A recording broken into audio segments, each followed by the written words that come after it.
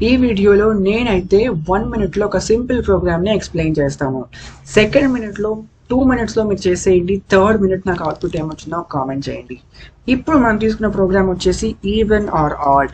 First అయితే నేను input మెథడ్ని use చేసి ఒక సింపుల్ ఇన్పుట్ని నంబర్గా తీసుకుంటాను. తర్వాత దాన్ని 2తో డివైడ్ చేసి రిమైండర్ 0 వచ్చిన లేదా చెక్ చేస్తాను. ఒకవేళ రిమైండర్ 0 వస్తే అది ఖచ్చితంగా ఈవెన్ నంబర్ కాబట్టి ఈవెన్ అని చెప్పేసి ప్రింట్ చేస్తాను. లేదు అని అంటే ఎల్స్ పార్ట్లో నేను ఆడ్ అని ప్రింట్ చేస్తాను. అంతేనండి, 5 లైన్స్ ఆఫ్ కోడ్తో ఒక సింపుల్ పైథాన్ ప్రోగ్రామ్ని మనం అయితే చేయొచ్చు. సో అవుట్పుట్ ఏమొచ్చిందో తెలిసేద్దాం.